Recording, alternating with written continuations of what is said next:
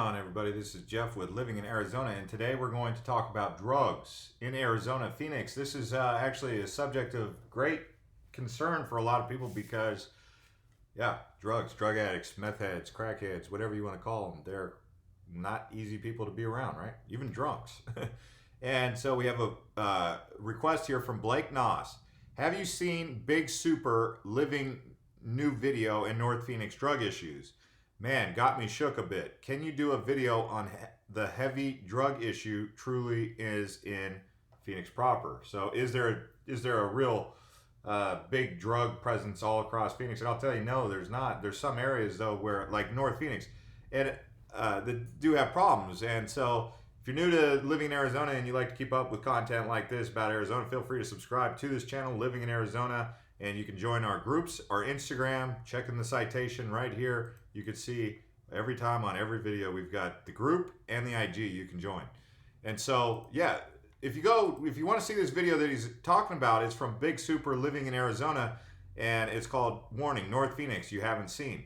And I watched the video, and everything Big Super showed is real. Everything Big Super presented in that video is factual. I mean, there's no denying the fact that North Phoenix has those issues. So you can check that out on Big Super Living in Arizona's channel. He's got a pretty cool channel. He does a different style format than I do, but he's also related to living in Arizona. So if you're thinking about moving to Arizona, keep up with him. He does everything you could possibly imagine that you'd want to know.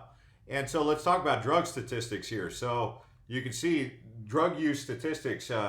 What are the big things that people do? And alcohol addiction in Arizona. Arizona Substance Etymology Profile from 2009, it was found that binge drinking was among 25 to 34% increased, also almost 10% points between 2006 and 2008. There were 3,974 people who went to addiction treatment for alcohol only, and an additional 2,229 who went for alcohol combined with a secondary drug. So commonly abused drugs here in Arizona. Obviously, people who use it and the statistics don't really line up. So, I mean, it's a little bit of hearsay and some statistics, but not everyone who uses gets tabulated into a statistic. But cocaine, heroin, marijuana, methamphetamines, and prescription drugs. I would say meth is the big thing that North Phoenix is really being hit with. I would say also West Phoenix. West Phoenix has an issue with drugs. So North Phoenix and West, from basically here, if I go to a map, I'll show you the areas where I went to high school, okay, and I grew up in Cave Creek, okay? I've told you guys that. That's Cave Creek right there, but I lived around here on Dynamite, which is kind of North Phoenix. So where it really starts to get hairy is north of Union Hills. This is Union Hills right here. And the more west you go, the further the northern boundary of the problem goes. It's basically this canal. So let's just say the canal. Everything north of the canal is nice. This area right here, just in case you didn't know, this canal, it's a canal, but there's a barrier there for flood. Because if there was a great flood, it would flood and stop right here. And that's why there's a big berm right here. Like if you went down onto this area, you'd see there's a big berm in front of the canal.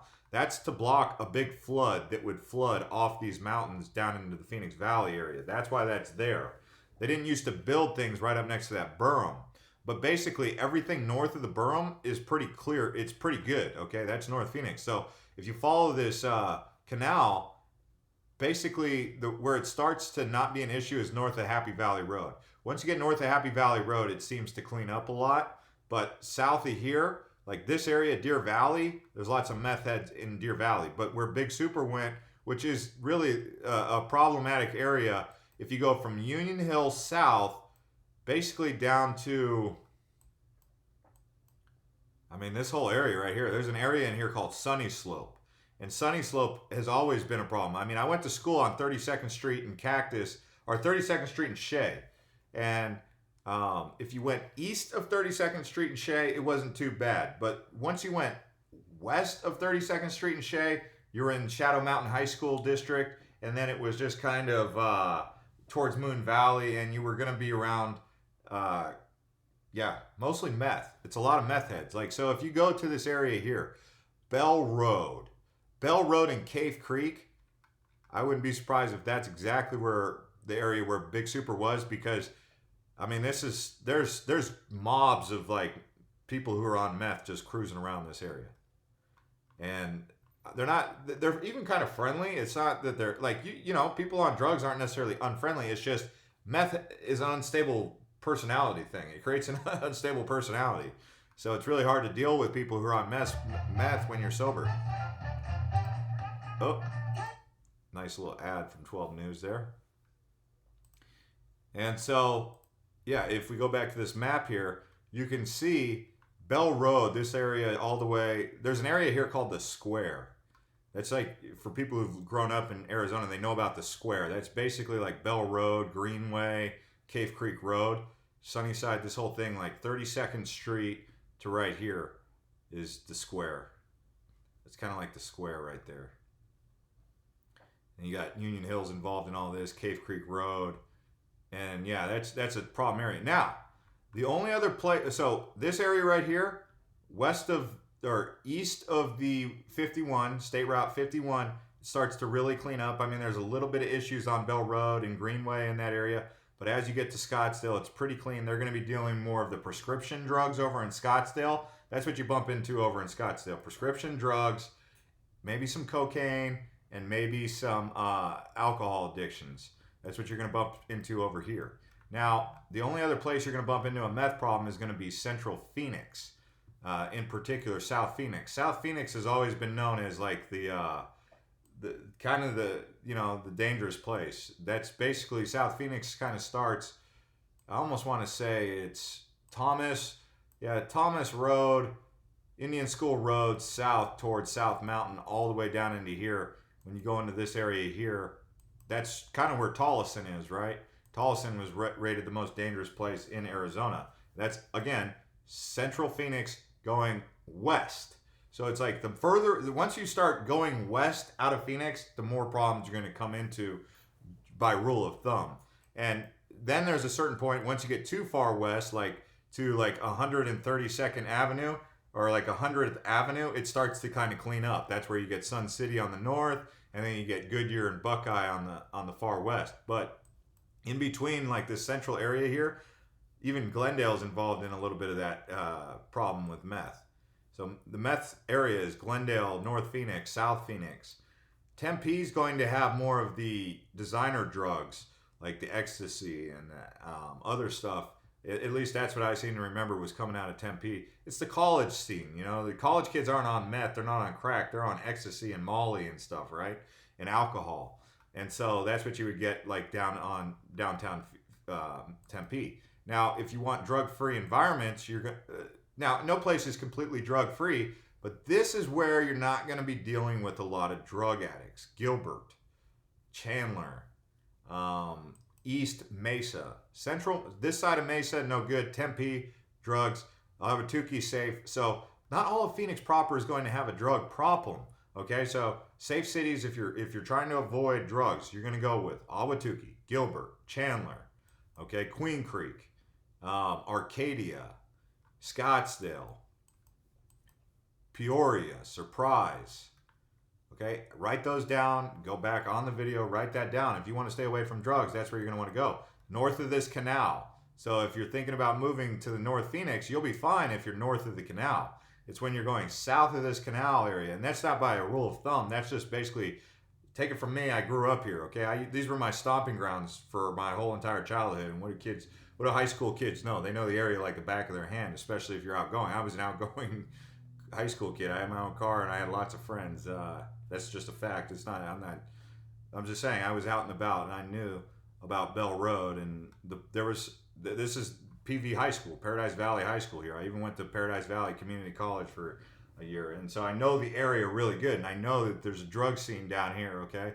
Like, this is where people from the north, even the people from way north, Scottsdale and stuff, who are looking for hard drugs, they would go into this area looking for drugs. If you needed to get drugs, you would go down to the Square. And I just told you in the beginning of the video, the Square is in that area of Greenway and 32nd Street, basically, is the heart of the Square. Bell Road and 7th Street. Like, Bell Road and 7th Street is like, yeah, Greenway and 7th Street, Bell Road and 7th Street, that's the hood, man. That's the hood. That's where, like, that's the area. One of the areas. One of them, right? And you can even see you've got these mobile home parks. What do you know about mobile home parks? That's where, who lives in mobile home parks? Okay, retired people, and there you go. And that's, I know that sounds like I'm not joking about it. It's not a joke. By the way, I mentioned Turf Paradise in the last video about the casinos. If you haven't already seen that, you can go on this channel and check it out. But Turf Paradise is right there. So Turf Paradise right in the heart of the area. And like I said, this is Moon Valley. Moon Valley is not a terrible district. I mean, they've got some nice houses in Moon Valley. But on the outskirts of Moon Valley, you've got these trailer mobile home parks, okay? And that's what brings the problem. That area of Sunny Slope that I was telling you about, I think this is Sunny Slope. 7th Street, basically, if you're living on 7th Street, anything that's south of that canal all the way down to South Mountain, get ready. Buckle your seatbelt. It's going to be a wild ride. 7th Street, okay? Yeah, there's Sunny Slope right there.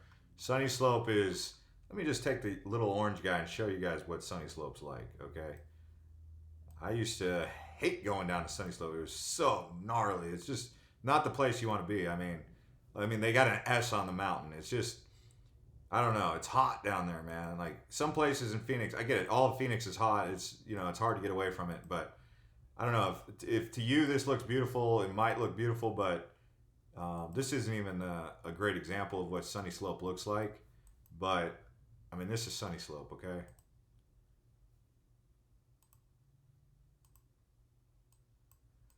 Don't move to Sunny Slope. Do yourself a favor. For real. I mean, I know people are probably on here saying, "What's wrong with Sunny Slope? I love Sunny Slope." Man, I grew up here. Okay, Sunny Slope is cool. Some good people, some great athletes have come out of Sunny Slope. I'll say that. But no,